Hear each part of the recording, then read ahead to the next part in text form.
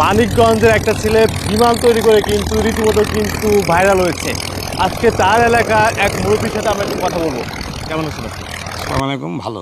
আচ্ছা, আলহামদুলিল্লাহ। এই যে ছেলেটা বিমান তৈরি করছে কিভাবে যদি আমাদেরকে বলতেন। এই ছেলেটা অনেক ত্যাগের পরে এই বিমানটা তৈরি করছে আর কি। প্রথমের থেকে আপনার ওই যে এই ফর্ম দিয়ে বিমান তৈরি করে রিমোট সাহায্যে উড়াইছে, এখান থেকে অনেক উড়াইছে আর কি, অন্তত এক হাত ছড়াইছে। উড়াইলে পরে আস্তে আস্তে তারপরে একটা হেলিকপ্টার বানাইলো। হেলিকপ্টার বানাইয়া ছোটো মেশিন দিয়ে সেটমেন্ট করে আসলে ওটা সাকসেসফুল হতে পারে, কাজ হয় নাই, জায়গা কম। তারপরেও 3-4 বছর করে খালি এই কিনা গবেষণা করে তারপরে এই যে বিমানটা উড়াইছে, এইটা হলে এই 50,000 টাকার লোন করিয়া হাওলাত করিয়া তারপরে এইটারে পাশে লাগছে, লাগিয়ে ফেরে তারপরে অনেক 1 বছর ধরে এইটারে করছে, গবেষণা করছে। গবেষণা করে তৈরি করে তারপরে নিয়ে গেছে চরে যায় সেরা। তারপরে এটা ওই যে সাকসেসফুল হয়েছে আর কি। ও নিজে সইরা, নিজে পাইলটও না, সাধারণ একটা গরিব মানুষের ছেলে, মানে টাকা পয়সাও নাই। ওই দিন কইরা মোটামুটি 1,02,000 টাকায় যা খরচ করছে, এর পাশে ওরা অন্য 10 লক্ষ টাকা খরচ। 10 লক্ষ টাকা 10 লক্ষ টাকা খরচ। এই বিমান তৈরি করতে 10 লক্ষ টাকা খরচ খালি শিখতে, এটা বানায় ওটা বানায়। অনেকটি ছোট ছোট বানাইছে, বানাই এই যে মাঠ আছে এই সাইডে, মাটির রিমোটের সাহায্যে উড়িছে আর কি। সেগুলো বহুত উপরে গেছে, কিন্তু সেইটার মধ্যে ওই নিজে বসে নাই আর কি, রিমোটের দ্বারা আর কি। আর এইটার মধ্যে নিজে গবেষণা করিয়া ওই মেশিন লাগাইয়া বুঝছেন, ইঞ্জিনের সাহায্যে মোটর উঠতে পারে আর কি।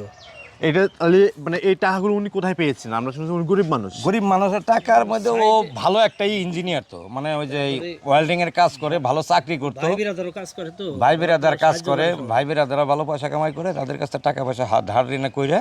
আর ওর কাছে ভালো ওই যে চাকরি করতো যখন, ওয়েল্ডিং মিস্ত্রিও, ওখান থেকে ভালো পয়সা কামাই করছিল, ওই টাকা পয়সা খরচ করে এই যে মোটামুটি ধরেন 10 বছর হইলো, আরে 5-7 বছর হলো এইটা খালি করতেছেই।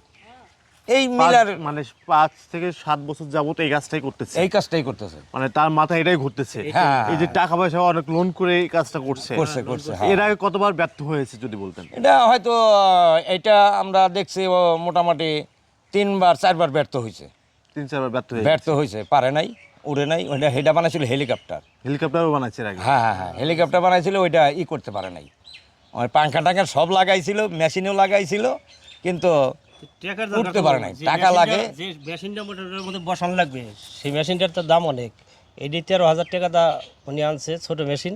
এটা তার ভালো মেশিন আছে, কিন্তু অর্থ খুব কম হয়ে যায় আর কি, টাকা পয়সা নাই সেই জন্য। তাছাড়া ব্রেন বুদ্ধি খুব ভালো, সাধারণ কৃষকের ছেলে, ওই জলিল মোল্লার ছেলে, ওর নাম জুল্লাস মোল্লা।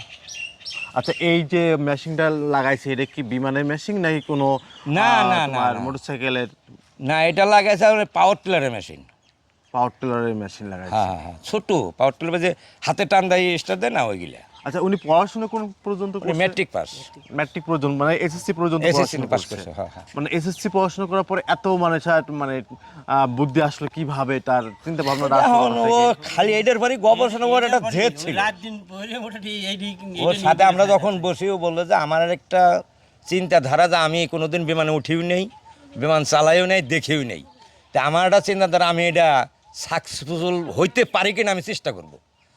তো এইটা করতে করতে করতে করতে ছোটোতে বললাম যে আগে রিমোটের এগুলা চালাইয়া দেখছে যে আমরা দেখছি অনেক মানুষ এইখান থেকে উড়াইছে, মানে অনেক উপর দিয়ে যায়, আবার রিমোট দিয়ে কন্ট্রোল করে আবার যায়, হাতের মধ্যে নামায়, এইরকম করে নামাইতে সহযোগিতা করে, তাহলে মোটামুটি অনেক দূর এগিয়ে যেতে পারবো আর কি। সরকার যদি কোনো বাধা সৃষ্টি না করে, অনেক দূর এগিয়ে যেতে পারবো। আর মেমোরি খুব ভালো। হ্যাঁ, খুব